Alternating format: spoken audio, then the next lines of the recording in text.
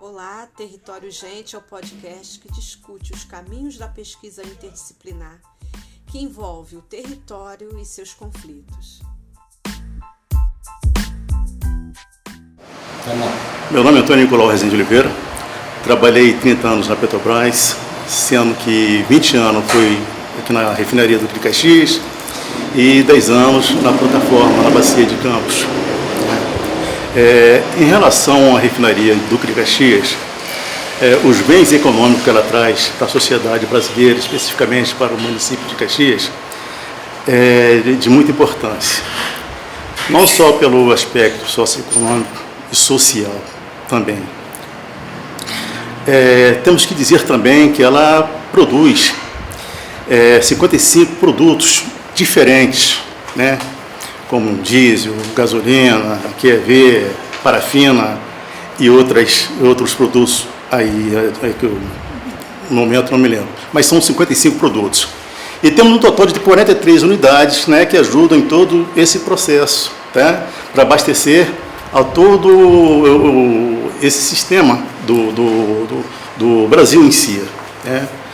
Agora, o que eu posso adicionar, tá, em termos de atividades na refinaria do Caxias, posso dizer que eu trabalhei como fiscal de contrato, tá, durante muitos anos, né?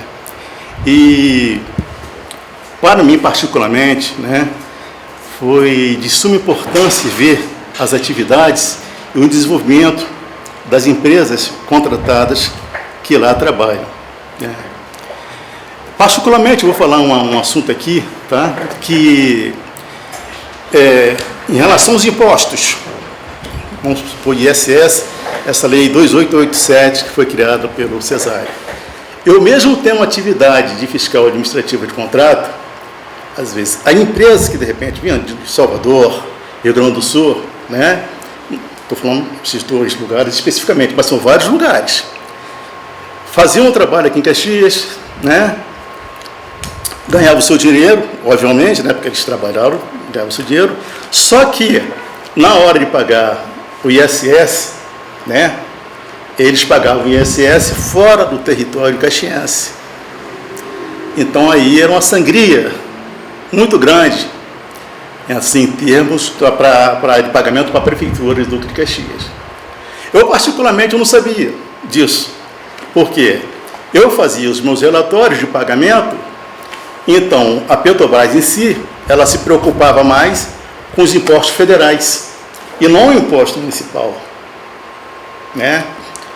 Eu visualizei essa parte quando fui fazer um trabalho de consultoria e vi que algumas empresas que eu mesmo tinha sido fiscal de contrato não pagavam ISS, pagavam em outros lugares. Aí começamos a desenvolver um trabalho, né, essa legislação que amarrou. Não tem como as empresas em si fazerem esse aporte de capital deles para outros estados que não seja para Duque de Caxias, né? E isso é uma satisfação muito grande, né, Cesário, né? E não sei se existia desvios. Longe de mim falar que uma fiscalização X ou Y aqui no município de Caxias estaria cometendo desvios, né? Que a empresa ia lá, isso aqui não, pode fazer isso aí em Macaé, esse negócio todo, não fazer em Caxias não, pode fazer, né? Então é basicamente isso aí. Então os próprios auditores do município também eles chegaram junto conosco, né, para valorizar essa lei 2887 que vai com certeza perdurar por muito tempo. Cesário, você poderia explicar para a gente qual a importância da refinaria Reduc no cenário do desenvolvimento territorial do estado do Rio de Janeiro? Sim, com certeza, né? É um prazer estar aqui na UERJ, né, desenvolvendo esse diálogo aqui com vocês, né, nesse tema tão importante que é a questão territorial, gente, né? Veja bem, a questão da Reduc, nós podemos observar que não é só uma questão de um momento, né? A Reduc, Refinaria de Duque de Caxias, ela faz parte de um plano de desenvolvimento nacional. Certo? Quando o petróleo foi descoberto na Bahia, na década de 50, em plena luta o petróleo é nosso, né, existia uma disputa dentro do nosso país, do Brasil, que era de provar a política externa ou as petrolíferas dos outros países que nós tínhamos condições de refinar o petróleo aqui no Brasil. Descobrimos, vamos explorar, vamos armazenar e vamos processar, né, refinar esse produto aqui no Brasil. E para isso tinha necessidade do Brasil ter uma refinaria da Petrobras, porque existiam outras refinarias, mas eram privadas, né? E aí o governo federal na época escolheu, né, o município de Duque de Caxias para ser instalada a primeira refinaria da Petrobras, que foi a Reduc. Né? Por que a visão da Reduc em Duque de Caxias? Por que a visão da primeira refinaria em Duque de Caxias? É uma questão de logística para desenvolver a região sudeste. Ali em Duque de Caxias, toda a região serrana está servida, toda a Baixada Fluminense está servida, todo o estado, o Rio de Janeiro, capital, está servido, e o interior do estado também está garantido também, devido à logística, né, de desenvolvimento e transporte desses produtos, tanto por via de dutos terrestres, né, quanto por via de transporte rodoviário. Então essa é a importância da refinaria instalada em Duque de Caxias. Por isso que nós desenvolvemos um raciocínio de uma dívida socioeconômica que a União tem com o município de Duque de Caxias, porque Duque de Caxias foi escolhido para instalar a primeira refinaria da Petrobras e garantiu a evolução das demais refinarias da Petrobras. Ou seja, as 16 refinarias, outras 16 refinarias da Petrobras saíram da refinaria de Duque de Caxias, que depois veio junto com o SEMPES também, que foi para pesquisa, uma série de coisas. Então, a importância da refinaria para o desenvolvimento, não só do Rio de Janeiro, como para Duque de Caxias e para o estado do Rio de Janeiro, mas principalmente para a nação brasileira, que hoje você tem outras refinarias em todas as partes do país, todas elas baseadas na produção da Reduc. Por isso que a Reduc é a refinaria mais complexa que nós temos. Certo, Nicolau, né? A Reduc é a refinaria mais complexa em produção de derivados. Produção de derivado é a refinaria de Duque de Caxias, que é a refinaria mais estratégica que tem dentro da Petrobras. Então essa é uma questão. Então, e hoje essa refinaria de Duque de Caxias ela tem um faturamento anual de aproximadamente 25 bilhões de reais. Paga 7 bilhões de impostos, tanto para Duque de Caxias, para o município de Caxias, quanto para o estado do Rio de Janeiro, quanto para a União. Então, dali da cidade de Caxias sai, né, um faturamento de 25 bilhões por ano, 7 bi de impostos para pagar, né, e que podemos até avançar com essa discussão depois aqui, essa conversa, né, porque é uma questão aí de estrutura, políticas públicas, né, estruturantes, uma série de coisas que nós não temos. Então, a lei Cesário, a lei 2887, ela deu uma primeira guinada nesse processo, né? Ou seja, isso aqui não é terra de ninguém, tem a refinaria que é importante, né? É a primeira refinaria em exportação de lubrificantes do Brasil. A principal refinaria que exporta lubrificante está em Duque de Caxias, é a Reduc, não existe outra, é a refinaria de Caxias. Então você vê aí a importância, né, da Reduc para... E daí veio a questão da indústria automobilística, todo mundo veio para cá, então, tudo baseado nesse desenvolvimento, né, da Reduc, né, na produção dos seus derivados aqui no nosso país. E aí nós vencemos a guerra, o petróleo é nosso, o refino é nosso e a distribuição é nossa também, que é o que nós estamos querendo agora preservar, né, e estamos aqui para isso, para fortalecer esse trabalho. E participar desse debate, né, sobre a Reduc, sobre a Petrobras. E então, assim, queria me apresentar e dizer que eu comecei na Petrobras com 18 anos, em 1982. Eu tinha feito escola técnica, formei em técnico em mecânica pelo Cefet, RJ, e depois prestei concurso, fui trabalhar na plataforma de petróleo Namorado 1, em 1982, como operador de utilidades. Trabalhei 5 anos, né? Trabalho em regime de offshore. Depois eu prestei concurso interno e fui trabalhar na Reduc como inspetor de equipamentos, técnico em inspeção de equipamentos. Trabalhei lá por 13 anos. Aí nesse meio tempo eu me formei em engenharia, né, e me formei em filosofia também, pela UERJ. E posteriormente então eu fiz um concurso externo e fui trabalhar como analista de comércio na sede da empresa.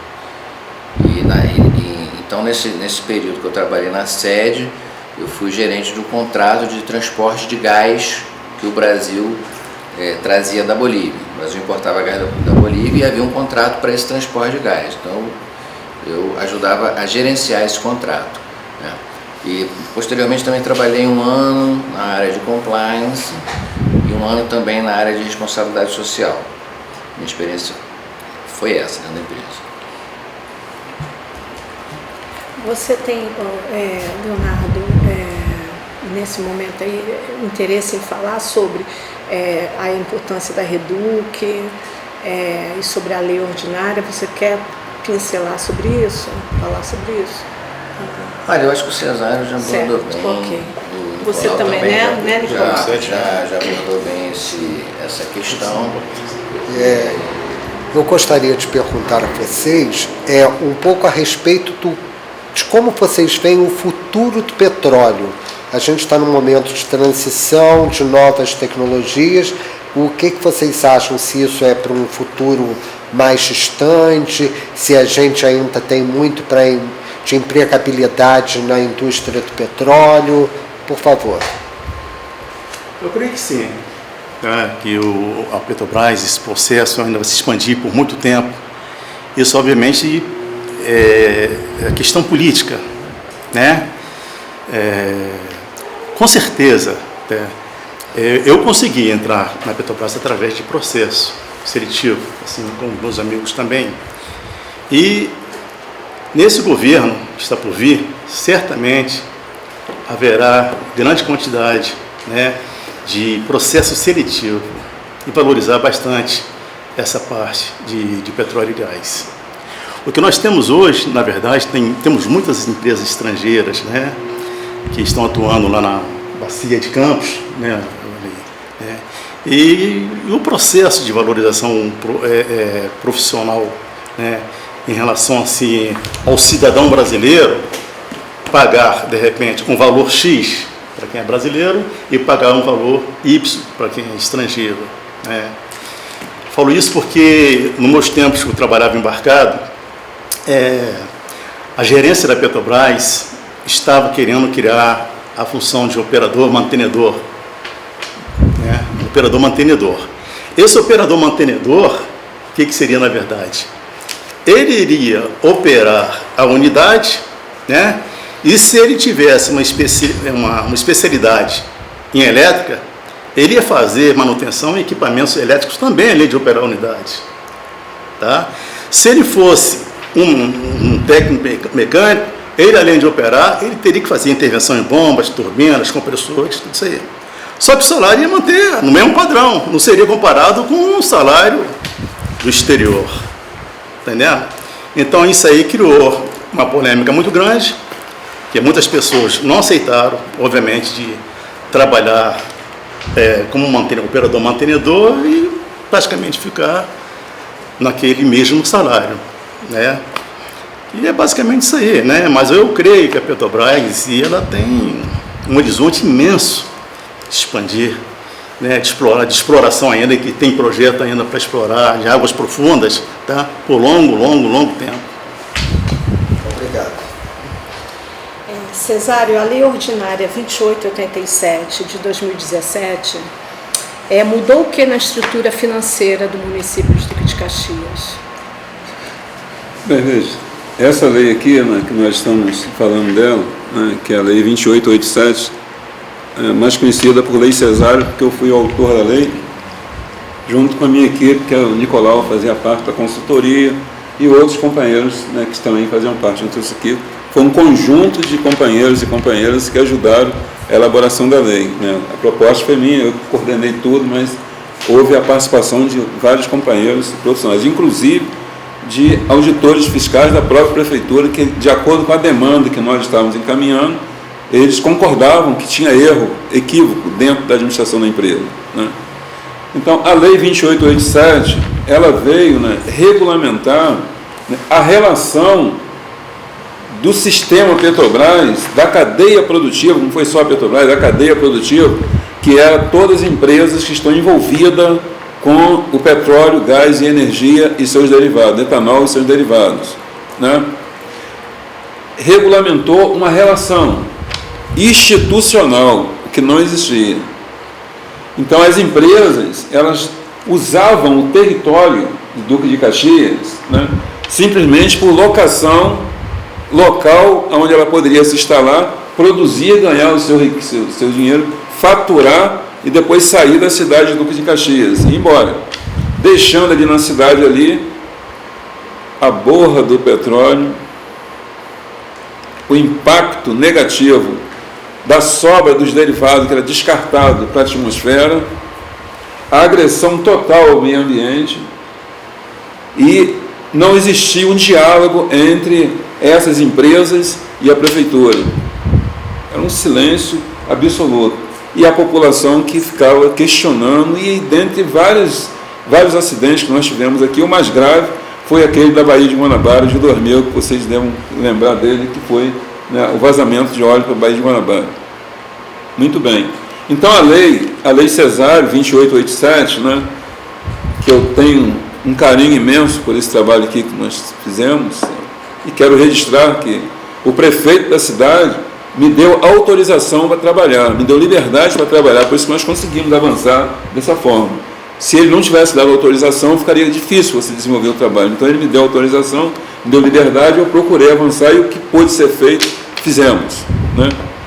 Então, essa lei, no seu artigo 10 dessa lei aqui, ela garantiu a criação da Câmara Técnica Municipal da cadeia produtiva de petróleo, gás, energia, etanol e seus derivados.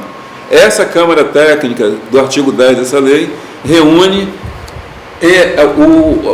os colaboradores da Prefeitura, poder público, empreendedores da cadeia produtiva, os empresários da cadeia produtiva e as organizações dos trabalhadores da cadeia produtiva.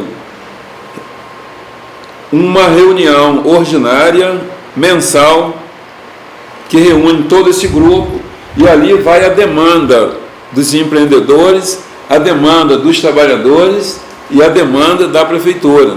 Reúne-se ali, define, tira uma pauta para poder resolver as questões de todos esses segmentos que eu estou falando com vocês. Então, a partir daí, os milhões de reais, né, que nós não tínhamos acesso, ou seja, que não eram recolhidos na cidade de Caxias, passou a ser recolhido a partir de janeiro de 2018, quando foi aprovada a lei. Essa lei foi aprovada em dezembro de 2017, não é? Então, em janeiro de 2018, começou a ser, essa lei entrou em vigor e começou a ser recolhida na cidade. Eu quero só para fechar, dizer para vocês um resultado prático dessa lei aqui, foi que quando a lei foi aprovada, né, um dos trabalhos que nós fizemos, que descobrimos, o recurso de Duque de Caxias estava na cidade de São Paulo. Aí vocês imaginam, recurso que deveria de estar nos cofres da cidade de Duque de Caxias, estava no cofre da cidade de São Paulo. Uma vez a lei aprovada, eu procurei a direção da Petrobras e falei para eles o que estava acontecendo, sem nenhum tipo de estresse, de discussão, mas sem delongas, podemos dizer assim. A gerência da Petrobras me afiançou que ia reparar esse processo, e o dinheiro de Caxias, que estava na cidade de São Paulo, foi estornado para Duque de Caxias e retornou e entrou no cofre da cidade de Caxias. Então, isso aí é um dos benefícios práticos, né, da Lei 2887. Isso acontecia porque a maioria das empresas de serviços tinham uma sede em São Paulo, por isso que esse dinheiro ia parar em São Paulo, é isso? Não necessariamente, não só São Paulo, eram vários municípios, né? Estou dando um exemplo aqui de São Paulo, que é uma coisa concreta. Tudo que eu estou falando aqui está documentado, tá? Não tem nada fora, né? Está tudo documentado. E estou dando um exemplo de São Paulo, que é um documento que nós temos também. certo, né? Então a empresa fechava acordos com outros prefeitos de outras cidades, ia lá em Caxias, trabalhava, mas o dinheiro ia para esse município. Por quê? Para ele participar de uma concorrência dentro da Petrobras para novos contratos, eles teriam que apresentar certidão negativa, de prestação de serviço para a empresa. Então logo eles procuravam um município qualquer, fechavam um acordo com o prefeito de qualquer outra cidade, desde que ele garantisse, essa certidão para ele, para a empresa, para retornar às concorrências na Petrobras, ele ia fazer o pagamento, desse imposto lá nessa cidade. Não se sabe os procedimentos, Isso aí é um problema de Polícia Federal, de outras instâncias que investigam. Cesário, deixa eu te fazer uma pergunta, por favor. Com relação a essa coleta de impostos, isso significa, então, que tem um dinheiro que vem para o município e que esse dinheiro vai ter um destino social para o município, confere? Sim, sem dúvida. A partir daí, houve uma recuperação na receita da cidade, A estrutura fiscal, não só a questão de recurso financeiro, não. A estrutura fiscal da cidade, a gestão da Secretaria de Fazenda da cidade de Duque de Caxias, houve uma reforma administrativa, contratação de novos fiscais para a cidade. 25, chamados 25 auditores fiscais, a partir que estavam no cadastro reserva, o prefeito, o secretário de Fazenda, eles chamaram esses 25.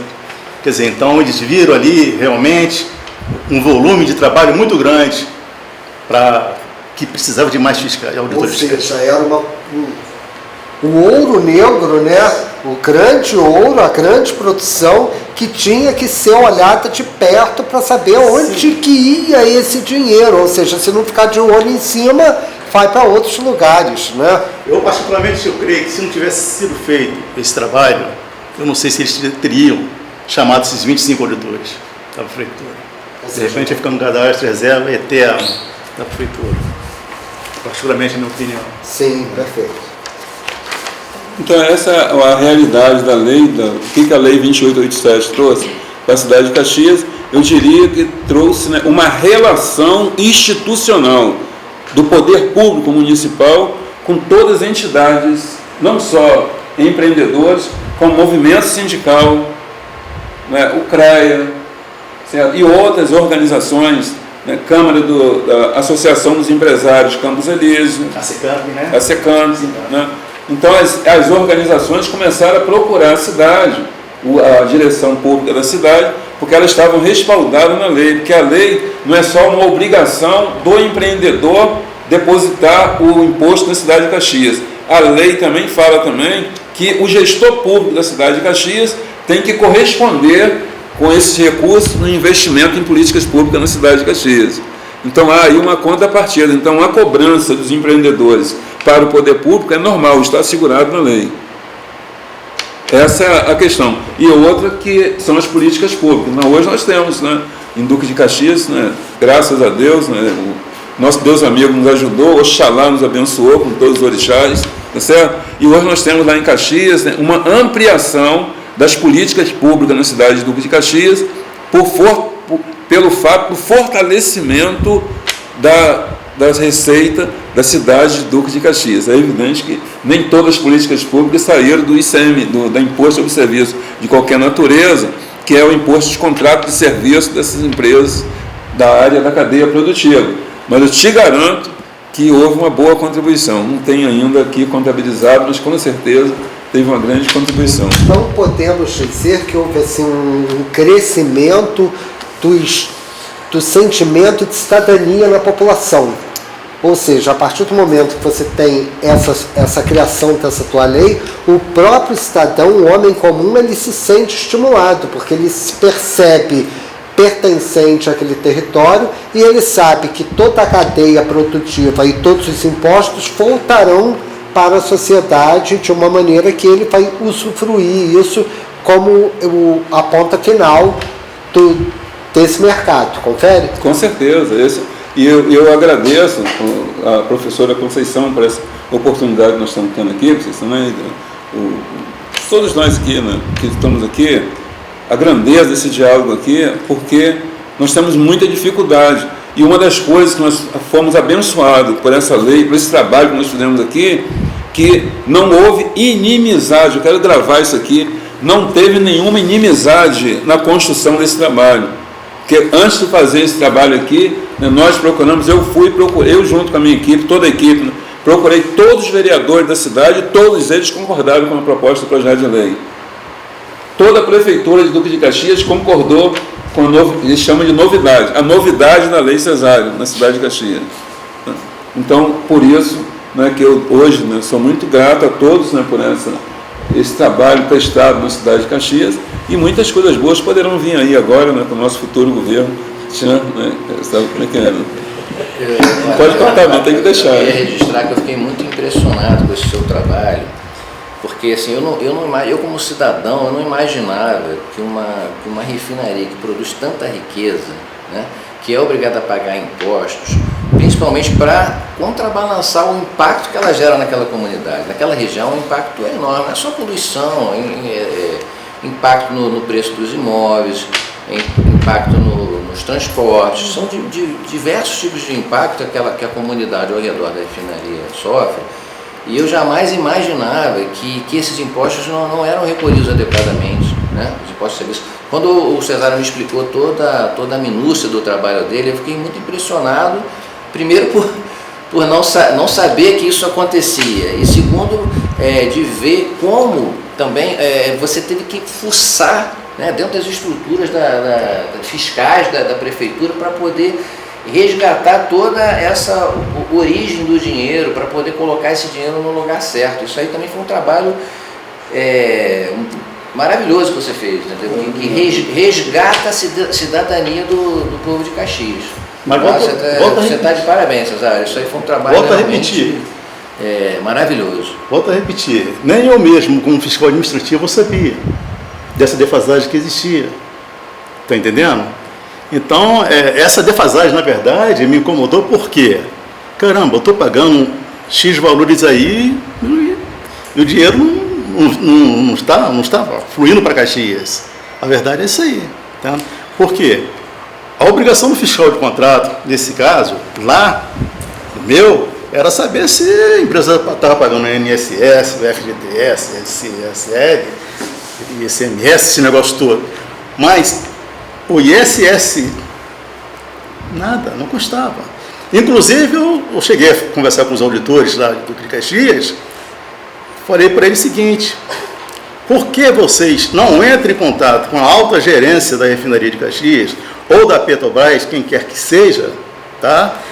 E não manda constar no relatório de medição o imposto municipal ISS? Não teria problema. Está entendendo? Não teria problema, porque independente do tá sendo feita a nota fiscal, está lá incrementado lá no relatório. Então não tem como a empresa fugir. Iria amarrar mais ainda o sistema, o processo. Mas não houve vontade política para que isso aí fosse adiante, né? Mas eu creio, Cesário, que posteriormente, no futuro, isso aí, se o prefeito te procurar, ou você falar com o prefeito, para ver se isso aí seja amarrado, cara, que realmente o ISS estando ali na folha de medição, não tem como eles correrem, as empresas correrem, da responsabilidade dela. Cesário, desculpe, vai? Posso refrescar um pouco aquela discussão sobre o futuro do petróleo? Eu queria fazer uma pequena colocação que eu acho bem interessante, porque essa questão do petróleo é uma questão, assim, em termos de geopolítica, é muito importante, né? E essa questão que está sendo muito discutida agora, sobre a transição energética, ela tem muito a ver com geopolítica. Por quê? É claro que todo mundo aqui se preocupa, né, com o meio ambiente. A gente sabe que os produtos derivados do petróleo, eles contribuem com o aumento da temperatura, né? Tem toda essa discussão que é importante, que ninguém em sã consciência pode deixar de considerar. Mas tem um outro aspecto também. O que acontece? Os países desenvolvidos, os países do Ocidente, né? E aí eu digo Estados Unidos, Europa, Japão, Austrália, esses países todos desenvolvidos, eles já não têm tantas reservas de petróleo, eles já consumiram as suas reservas de petróleo. Então eles precisam importar petróleo do Brasil, dos países do Oriente Médio, para poder levar adiante as suas economias. Então, assim, é claro que numa situação dessa, para eles é importantíssimo fazer essa transição energética. Por quê? Porque eles não têm petróleo e eles têm muita tecnologia, então eles estão investindo cada vez mais em fontes alternativas para que essas fontes tenham no futuro um preço mais competitivo em relação ao petróleo. Já tem, muitas delas já têm preço competitivo. Mas assim, é claro que um país que não tem petróleo, ele vai botar foco nesse desenvolvimento. Agora, para os países em desenvolvimento, isso pode não ser tão interessante no momento, né? É claro que é importante fazer a transição, porque a gente tem que estar acompanhando o desenvolvimento tecnológico, a gente não pode ficar para trás, a gente tem que entrar na energia eólica, tem que entrar na energia solar, mas a gente tem que considerar também que as nossas reservas, elas precisam ser monetizadas, né? A gente precisa extrair dali os recursos para desenvolver a sociedade e para também investir nesse desenvolvimento tecnológico, para a gente poder entrar numa fase de energia mais limpa. A gente não pode deixar de usar esses recursos, porque, por exemplo, a exploração do petróleo gera muita riqueza. Não é à toa que os países estão aqui, né, tentando comprar sempre as nossas reservas, estão sempre explorando, porque é com esse excedente, né, você tem aí o campus do pré-sal agora, eles estão aprimorando até as tecnologias, estão conseguindo produzir, parece que é $5 o barril, e você tem o preço do petróleo a $80 no mercado aproximadamente. Então, é com esse dinheiro que você consegue recursos para você investir no desenvolvimento do país e para investir no próprio processo de transição. Então, a questão toda então passa a ser o seguinte: qual é o ritmo dessa transição energética? É claro que os países mais desenvolvidos eles querem fazer essa transição o mais rápido possível, porque eles não têm petróleo. Mas nós que temos petróleo, que estamos recebendo, né, não estamos recebendo agora porque existe uma política contrária a isso no momento, mas quando, né, a gente retomar, vamos dizer assim, a dinâmica do desenvolvimento nacional, esse petróleo ele vai voltar, a fonte de renda do petróleo vai voltar a servir ao nosso desenvolvimento e à própria transição energética, entendeu? Isso aí eu acho que é importante ter sempre isso em mente. Okay. Você começou a explicar sobre a Lei 2887 de 2017, que ela regulamenta as atividades industriais da cadeia produtiva.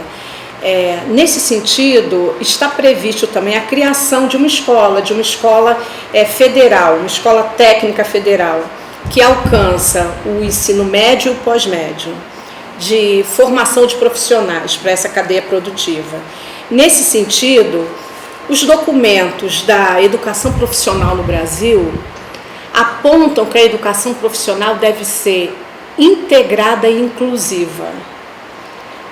A criação dessa escola técnica para atender a formação desses profissionais precisa estar ancorada nesses princípios também. Qual o perfil dessa escola pensada por vocês petroleiros? Primeiro, né, o pensamento dessa escola não é técnica, não é escola técnica. Não é escola técnica. É uma escola federal de especialização profissional da cadeia, do sistema para atender os trabalhadores ao sistema Petrobras e toda a cadeia produtiva de petróleo, gás, energia, etanol e seus derivados. Tá? Qual a diferença de não ser técnica e ser federal? Porque a questão da escola técnica de petróleo e gás virou moda no Brasil. Então você tem várias escolas técnicas que dão apelido de petróleo e gás, como teve também a pós-graduação também em petróleo e gás também, que muita gente foi fazer pós-graduação em petróleo e gás e está aí na rua aí, sem saber para onde que vai. Não deu em nada. Há necessidade de você mudar a cultura educacional e profissional. Acabamos de falar agora há pouco aqui da questão da questão da fonte energética, né? Como que vai ser o futuro do petróleo. Certo? Há necessidade de você mudar o padrão, né, do profissional da cadeia produtiva do sistema Petrobras. Primeiro, que o que está aí hoje é um padrão que atende ao mercado, não atende à sociedade. Então você é um profissional que foi formado por uma escola técnica para atender ao mercado. Por que atende o mercado? Porque você tem um foco só na produção e mais nada. Você só vai trabalhar e não faz mais nada, a não ser aquilo. Então, essa escola federal, né, ela vai dar uma dinâmica diferente a todos os trabalhadores desse ramo de atividade, ou quem deseja entrar nesse ramo de atividade. Correto? Como que ela vai estar amparada? Ela vai estar amparada, logicamente, em uma legislação que pode ser a legislação atual complementada com alguns artigos ou alguns decretos que seja específico. Por exemplo, né, hoje, estou falando do sistema Petrobras, que é a minha origem, né? Existe no sistema Petrobras e na cadeia produtiva também um desconforto muito grande que chama-se discriminação, né, estrutural. Então, você tem hoje o nível superior que está em cima, né, os pós-graduados, graduado, né, MBA, mestrado, estão aqui em cima com conhecimento. E aqui embaixo você tem a precariedade dos colaboradores, que são os trabalhadores do nível médio, que são os executantes, não são os planejadores nem os gestores das empresas, são os executantes. E você tem aqui embaixo a estagnação, né, desse processo operacional, porque o nível médio hoje ele tem dificuldade de ter um processo de inovação, trabalhar com novas tecnologias e alcançar a competitividade, que eu quero dizer nacional e internacional. Isso faz com que a produtividade da empresa, da cadeia produtiva, seja prejudicada. O retrabalho da cadeia produtiva é normal. Você faz o trabalho hoje, daqui a amanhã você tem que fazer tudo de novo. Isso por falta de especialização. Então, essa escola federal, que é um compromisso do governo federal, isso é uma disputa para alterar a cultura de especialização profissional, que hoje nós temos especialização dos pós-graduados, né, de pós-graduado, né? Quem fez graduação faz pós-graduação. Então você tem uma especialização profissional. Nós estamos aqui numa disputa política, eu quero gravar aqui, é uma disputa política de entendimento ideológico, de trazer essa especialização ao nível médio e pós-médio. Trazer os conhecimentos que estão aqui em cima, no nível superior, guardadas as devidas proporções, para o nível médio. E o nível médio dialogar com o nível superior com entendimento e compreensão do que é realmente a inovação com novas tecnologias e competitividade. Então, a discriminação estrutural que tem hoje dentro dessas empresas, elas vão estar sendo reparadas em cima dessa escola, que é a escola federal. Mas não é técnica, é federal. Nós fazemos questão de dizer que é a escola federal e nível médio. Então, nós vamos ter um nível médio especializado profissionalmente. Certo? E para fechar, prezada Conceição e os demais colegas aqui, né? Essa questão dessa escola, dessa especialização profissional, ela é muito importante para todos nós, que não vai ser uma escola qualquer.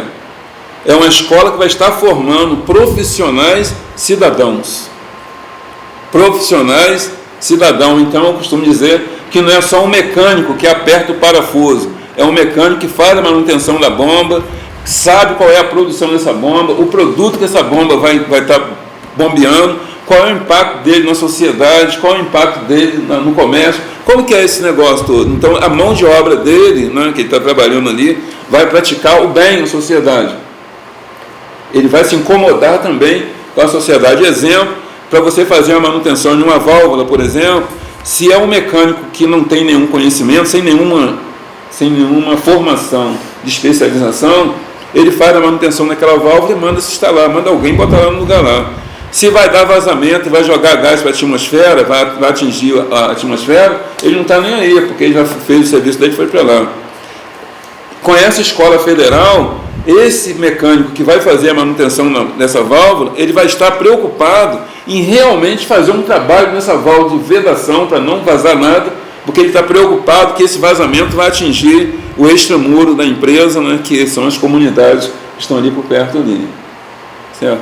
Então, aí vem a questão, né, e aí você tem né, uma série de benefícios, né? O benefício dos trabalhadores que eles vão ser especializados, uma coisa que você não tem no mercado hoje, não existe. Então nós vamos ter agora esse carimbo aí de especializado. O empreendedor vai gostar, por quê? Porque vai ter a produtividade dele, vai aumentar e logo o faturamento dele também vai aumentar. O poder público vai se interessar porque vai ter mais contrato de serviço e ele vai faturar mais também no imposto na cidade que está colocado ali. Então, esse projeto dessa escola é um projeto de interesse de um triângulo, chamaria até de um triângulo equilátero, né, que é os lados todos iguais, certo, né? Bem equilibrado, né, onde você tem tanto os trabalhadores quanto o empresário, quanto o poder público satisfeito, né, com o trabalho dessa escola. É possível prever, além dos recursos federais, outros arranjos cooperativos para essa escola?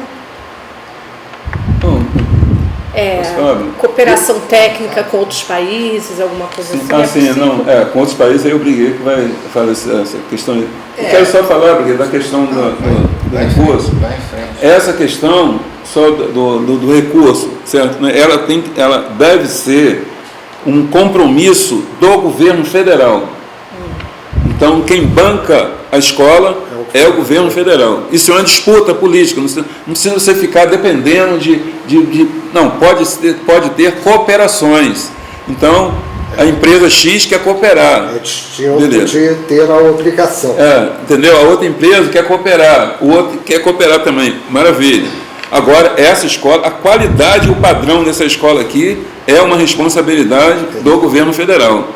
Certo? Então, o recurso financeiro é do governo federal, que além de ter, né, a formação, os 3 mil, que é a proposta nossa, né, os 3 mil alunos que vão estar estudando nessa escola piloto em Duque de Caxias, que é o plano piloto que nós defendemos, seja em Duque de Caxias, esses 3 mil alunos terão uma bolsa de estudo, certo? Para poder ter a manutenção deles, né, a permanência deles na escola, né, durante todo o período. Tempo integral, ele entra, parte da manhã ou parte da tarde. Então você vai ter a parte teórica e a parte prática. Então, né, um grande laboratório, né, e tudo tranquilo, entendeu? Né, que é uma disputa política. Eu estou me prendendo aqui, irmão, porque eu fico assim um pouco. Eu me dou vontade de falar, então eu vou ter que tomar comprimido de pressão aqui, entendeu? Porra, deixa eu falar, mano. Qualquer coisa você corta essa parada aí, tá certo? Olha só, nós estamos diante de uma disputa política, cara, é isso que está colocado. Não existe meio termo, irmão. Não existe. O que está aí está errado, pô, entendeu? A discriminação na Petrobras, da Reduc, essa que produz 25 bilhões, que fatura 25 bilhões na Reduc, se você for dentro dela, você não tem 2% de negros numa administração que decide o destino da Reduc, mano. Percebeu, meu irmão, como é que é a parada? Essa escola vai quebrar isso, porque Caxias tem 80% de negros, e não temos negros dentro da Reduc, pô. Como que você vira esse jogo? É só no discurso político, não tem que ir para a prática. Qual é a prática nossa? A escola. Então, é uma escola transformadora. Com certeza, uma educação porreta mesmo, né? Fazendo questão disso, que essa escola vai estar ancorada no Brasil todo, onde tiver interesses, né? Essa escola aqui, eu podia estar aqui agora, você discutindo uma agenda aqui, para ir fazer uma visita a essa escola amanhã, pô, entendeu, né? É isso que nós estamos querendo, fazer uma mudança radical na formação profissional, que aí você vai ter condições de levar para dentro da Petrobras, na cadeia produtiva, né, a quebra dessa discriminação estrutural, que é a presença dos negros nessa cadeia produtiva, correto, né? Por que dessa escola? Uma outra bandeira, por que essa escola é necessária? Porque as empresas têm as suas universidades próprias. A Petrobras tem a universidade dela, que é a Universidade da Petrobras, a Shell tem a sua universidade, a ESA, a Texaco, todo mundo tem a sua universidade. E quem que entra nessa universidade dessas empresas? São quem fez concurso e quem que faz concurso? Quem teve condições de estudar. Esse fez o concurso. E é esse que vai dar sequência nessas universidades, dessas empresas corporativas, que são as universidades corporativas. Quem está no gueto, na favela, nas comunidades, não tem acesso. Então, qual é o primeiro critério agora aqui, num papo reto nosso aqui? Qual é o primeiro critério de aluno para essa escola? É quem? Cadê teu pai? Papai morreu, então você vem para minha escola. E você, a mamãe abandonou a gente na rua, então você também vem para a nossa escola também. Você, vovô saiu correndo que o bandido dá tiro nele, então vem cá, você também para essa escola aqui também. Essa escola tem um papel da estruturação da sociedade, estruturar a sociedade. Esse é o papel dessa escola. Então não é só educar, né? Não, você vai fazer a formação do profissional. E é um profissional que vai estar dialogando, né, com toda a sociedade. É essa a questão nossa, o projeto político da escola é esse, né? Não tem meio termo, o papo reto é esse, tá certo? Né? Então, se Oxalá nos abençoar, eu quero, quando, né, for oportuno, minha querida professora Conceição, eu quero visitar uma escola de Caxias, meu sonho é esse, cara. Visitar uma escola, porque essa escola vai estar ancorada em todas as escolas em Caxias. Todo mundo vai ser amigo nosso, todo mundo amigo. Escola pública, privada, todo mundo amigo dessa escola federal, tá certo? Então, o meu sonho é chegar um dia nessa escola e a professora falar assim, hoje nós vamos fazer uma redação sobre a produção da Reduc nesse mês. Vamos fazer eu quero que vocês façam uma redação, né? Qual foi a quantidade de derivados que a Reduc exportou para a Espanha, para os Estados Unidos ou para a Europa. Vamos fazer uma redação hoje aqui. A Reduc comprou um compressor da Rússia que vai bombear gás sem nenhum risco para a sociedade. Então eu quero que vocês façam uma redação dizendo o papel desse compressor para toda a sociedade.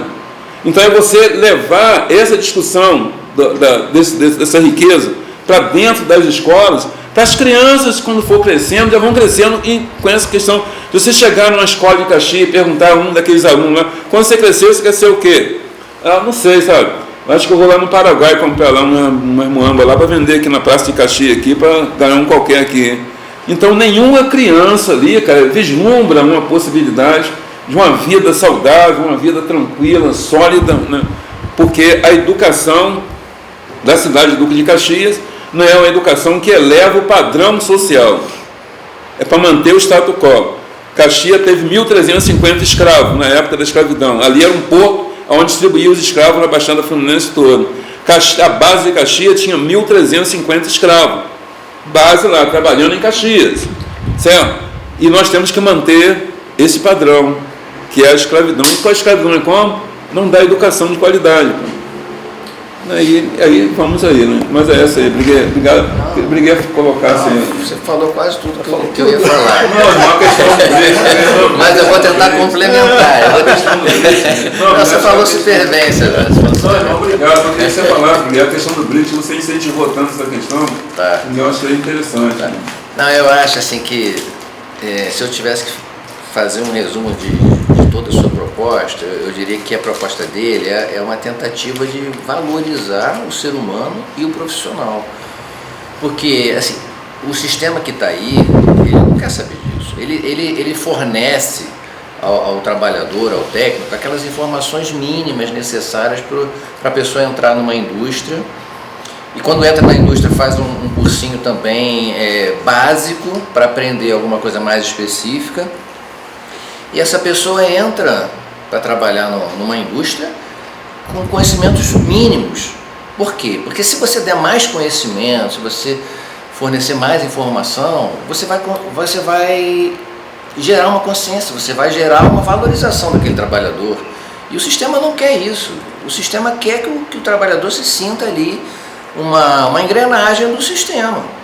Agora, na medida que você cria uma escola técnica, que você vai dar consciência política, cidadania, que você vai dar um entendimento do trabalhador, o que é a indústria do petróleo, né? Como a economia funciona, qual o papel do conhecimento nessa cadeia de valor, você vai, né, começar a reagir a esse sistema que tenta, vamos dizer assim, desvalorizar o trabalhador, né? Então, assim, tudo que você está falando, eu vejo, se eu tivesse que resumir, eu iria por esse caminho. Você está querendo dar cidadania, dar valor ao trabalhador, porque se ele tiver essa consciência, ele vai saber lutar pelos seus direitos, né? Vai querer melhores salários, vai entender aonde ele está colocado na sociedade e o valor dele nesse processo, entendeu? Então, é uma luta que, além de ser boa para a sociedade, uma luta ideológica importante, é uma luta importante para o país, né? Porque vai criar essa consciência, vai gerar esse desenvolvimento da sociedade como um todo. Então, assim, em relação à questão, aí entra a questão do intercâmbio tecnológico, né? A gente está tentando desenvolver uma ideia de fazer um intercâmbio, aproveitando que hoje o Brasil está muito ligado, né? Está buscando alianças com os países do BRICS, né? Rússia, China, Índia, África do Sul. E essa associação, ela tem milhares de desdobramentos, né? Desdobramentos, não só no campo econômico, mas também no campo tecnológico. Esses países conseguiram criar um banco que hoje tem carteira 40 bilhões de dólares, ou mais, eu acho que já chegou a 50, se eu não me engano. Então, assim, tem dinheiro para fazer tudo que é tipo de projeto em comum, entendeu? Então, assim, essa escola técnica poderia entrar também como um projeto que levasse em consideração essa necessidade de você nivelar conhecimento tecnológico. E uma escola técnica que busca a valorização do trabalhador vai querer inserir esse trabalhador dentro dessa visão do que está sendo desenvolvido no mundo, né? A gente tem que também sair um pouco para fora, né? Para ver o que está sendo feito no mundo, porque são os países que estão se desenvolvendo numa velocidade maior. É China, é Índia, né? Porque é Rússia. A Rússia já é super desenvolvida, mas ela está cada vez mais se desenvolvendo economicamente, porque esses países estão conseguindo se livrar um pouco daquela dominação dos países que já são ricos, né? Porque você vê, a gente está nessa dependência tecnológica há quantos anos, né?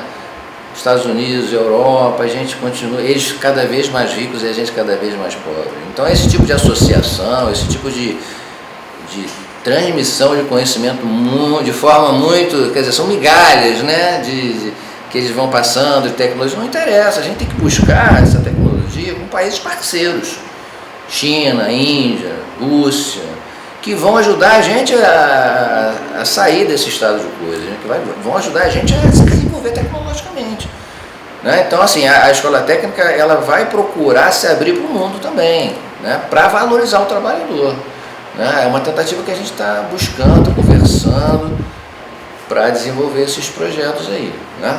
Essas parcerias, né, Soledade? Vamos tentar, né? Brigueira, mas essa questão, eu só queria fazer um adendo, né, da importância desse trabalho do BRICS, né, da nossa prioridade do BRICS, né, que são os países em desenvolvimento, e nós estamos sempre dizendo que o Brasil é um país em desenvolvimento, né? Acho que eu já estou de cabelo branco. Eu aprendi isso quando eu estava no jardim de infância, né? Então, caraca, eu já cresci, de cabelo branco e o Brasil continua em desenvolvimento. Será que está faltando para desenvolver, né? Então, a proposta do Briguier, nós acatamos esse encaminhamento dele, né?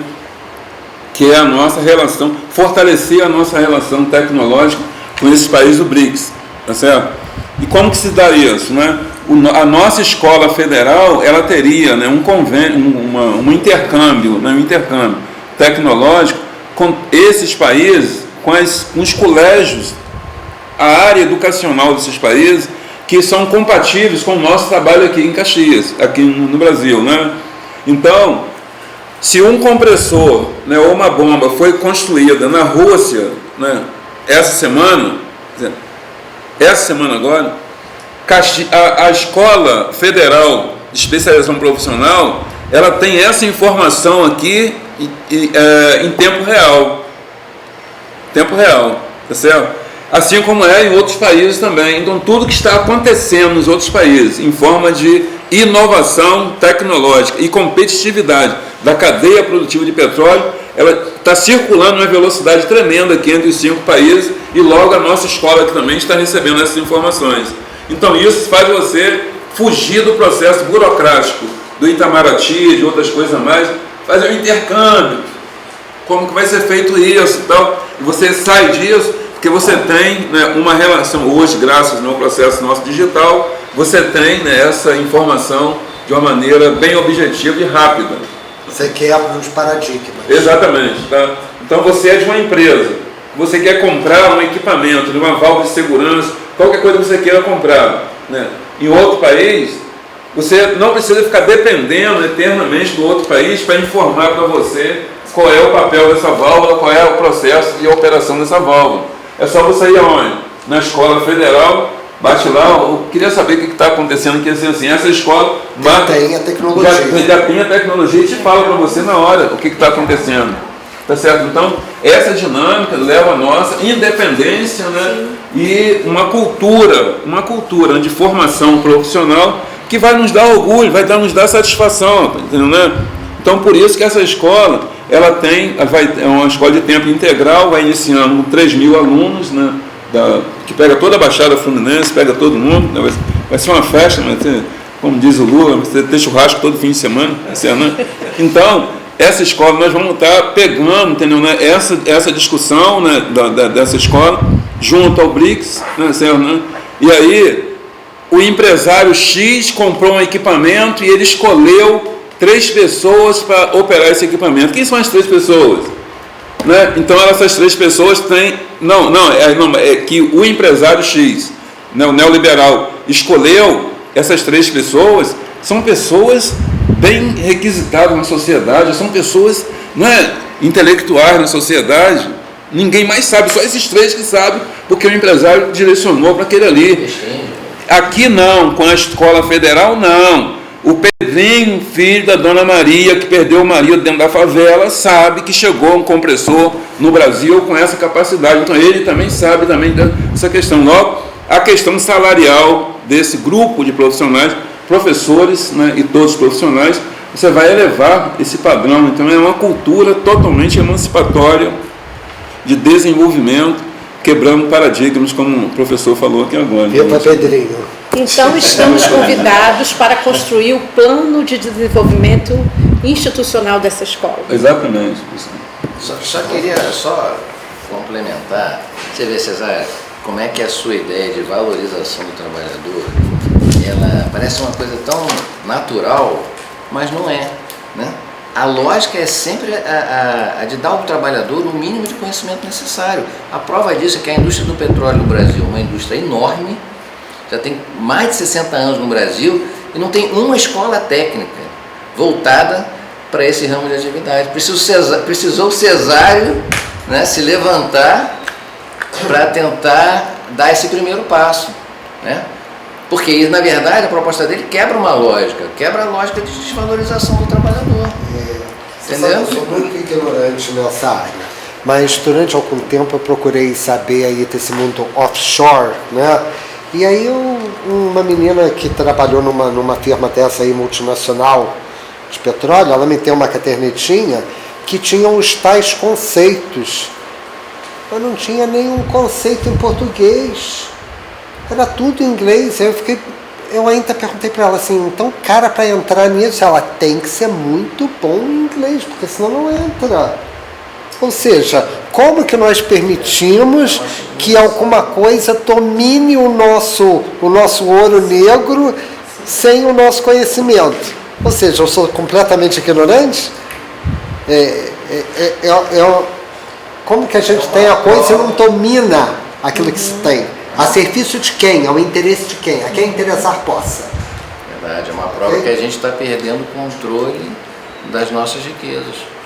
Cada vez mais. Espero agora que a gente vai conseguir reverter isso aí, né? Espera. Porque ao longo desses 4 anos o que nós vimos foi só perda de capacidade de gerir essas riquezas aí. Estamos entregando o preço de banana, reservas de petróleo, né? Ativos da Petrobras, dutos, refinarias, empresas de GLP, e uma série de outras coisas. Mas falando de coisas boas, a gente vai ser convidado para a inauguração dessa escola, né? Sim, você vai de teco-teco, vai estar mais de pouco lá para você descer com todo mundo. Então nós vamos encerrar o nosso bloco aqui do nosso podcast.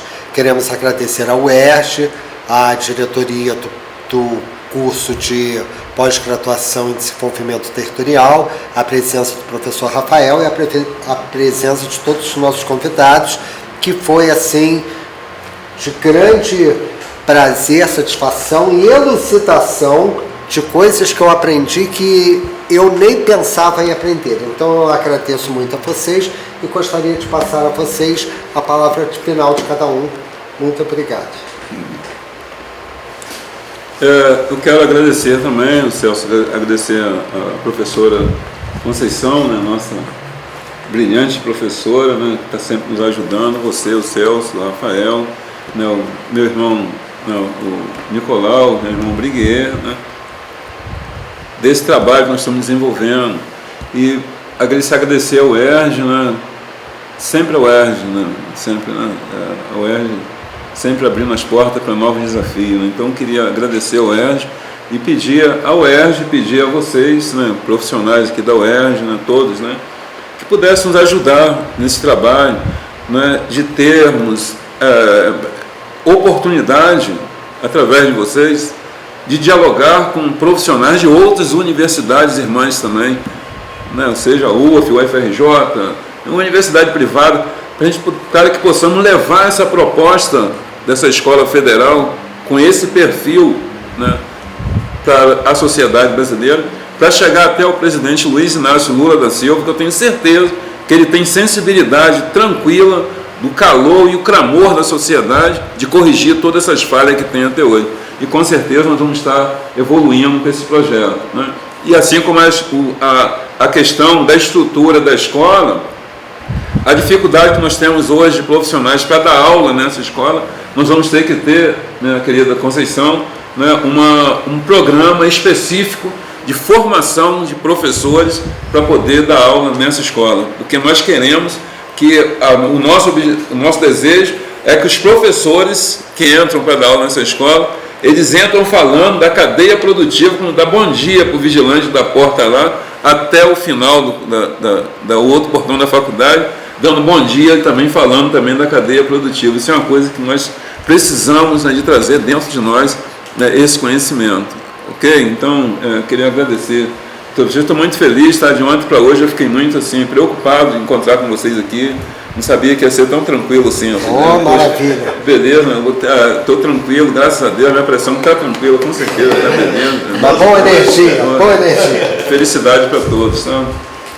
Bom, Meus agradecimentos a todos, principalmente a professora Conceição, Cesário, Briguier, Celso, né, e o Rafael Fortunato, né, e espero que haja outras reuniões ao longo do tempo, né, e que sejamos, de repente, mais felizes, né, com esses novos encontros que teremos ao longo do tempo. Obrigado, Tayana. Então, eu fiquei muito feliz de participar desse debate, foi muito legal, muito prazeroso. E só para reforçar a ideia, né, eu acho que eu queria parabenizar o Cesário porque você descobriu que existe um grande vazio na cadeia produtiva do petróleo, justamente a ausência de uma escola técnica, né? E dizer também o seguinte, não adianta as empresas tentarem formar esse trabalhador dentro delas próprias, entendeu? Isso pertence à sociedade, essa noção de você criar um técnico e bom cidadão, isso pertence à sociedade, é um direito e é um dever da sociedade criar esse profissional, não é uma coisa que deve ser exclusiva das empresas, né? As empresas têm que delegar isso para a sociedade e não tentar criar dentro delas mesmas o seu profissional, o seu técnico, porque esse profissional não vai ter a visão de um profissional que a sociedade necessita, que é a visão do técnico cidadão. E é isso o vazio que a escola técnica vai tentar preencher.